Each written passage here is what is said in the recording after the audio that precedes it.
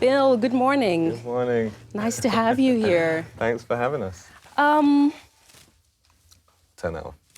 I mean, okay, the piano, but what else did you bring along? I can't seem to help it. You know, it's like I'm a kid in a sweet shop when it comes to technology. So I have a TR-09, which is a Roland drum machine, and then everything's going into this mixer. And then I have an effects pedal, a Korg Chaos pad, and then a Korg mini log. So I'm kind of creating loops on the keyboard and putting them into the Chaos pad and then sending them back through the mixer and then throwing on a drum machine for good measure. And then I have a delay pedal on the actual piano itself. Are you a pianist or are you a keyboard lover or are you a... What are you? I suppose I'm trying to be everything really. You know, I'm primarily, I mean, I was classically trained, but the environment right now, it's all about embracing the contemporary age, and so I'm trying to include as much technology in my compositions as possible. It's kind of, so I'm trying to kind of marry the acoustic piano with technology and seeing where the two can kind of sit happily side by side. Yeah, and it makes it possible for you to be on the road on your own. True. Right? And you're like your own band. Yeah, that's right. I guess because normally I tour with a band. So yeah, let's talk about that because you're like the one of the founding members of Snarky Puppy. Very successful band.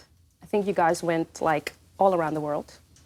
So and I think what you just played was a song from a new album, like the 5th album in 4 years, which is like pretty amazing.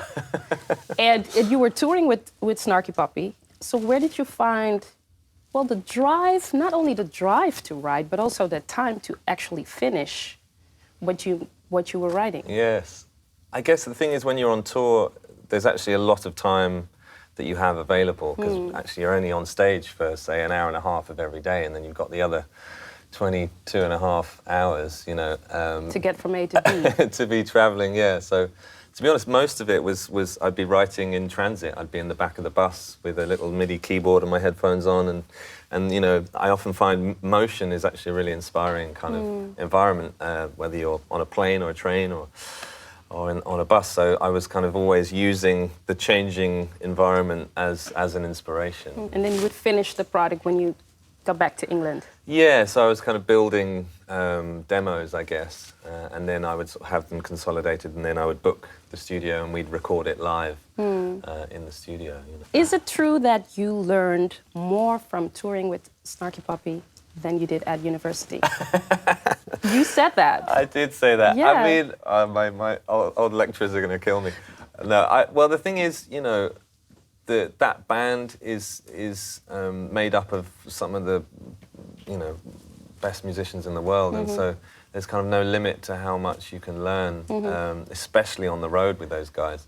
And actually, when we're performing every night, you kind of inevitably end up pushing one another, and so we're always kind of challenging one another, and so you're always, you know, you're always on your toes, as it were, and you're and the bar gets like... Exactly, yeah, and it's the best environment to be in. I mean, always kind of stretching yourself, and but you know, we've been doing it for so long now. I mean, we are literally a band of brothers. Like it's like one big family, and so there's an amazing kind of camaraderie there and a sort of support network. Yeah. So it's a very, you know, safe place to kind of explore ideas and try things out. So what do they think of what you're doing right now? Because you're on your own. Is that something also maybe you needed as a counterbalance in some sort of way after being part of a big formation with a lot of Americans? I think so. You know, I definitely. I think for me, to find new creative ideas, it's about changing the goalposts and kind of challenging myself with different contexts, and so kind of almost restricting myself. You know, trying to find different ways I can sort of find new ideas. So this next album is the brief is on your own. It feels kind of natural to sort of come back to the piano and just focus on the piano itself a bit more, but then branching out to all of this. And how many keyboards do you have at home? Oh God.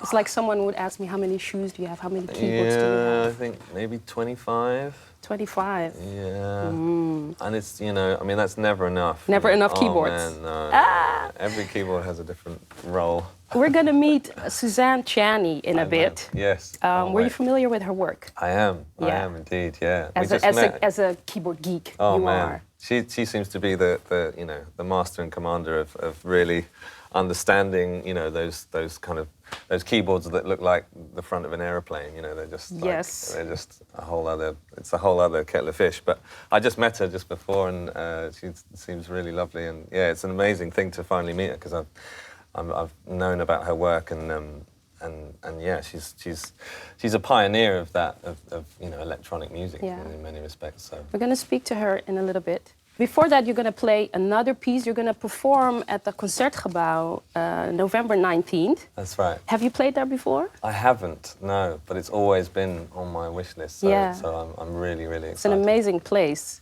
And is there also some classical music in your music when you play there? Definitely, yeah. I kind of often trying to reappropriate composers I used A little to play. bit of who? So a bit of Debussy, Debussy and Ravel were often my favourites. Sort of mentions of Bach here and there. You know. It's your first love, huh? The piano. Always, man, yeah. Yeah. We're going to listen to you, and I'm going to see you in a bit when we go and speak to Suzanne Chani. Terrific. Right. Great, thank you.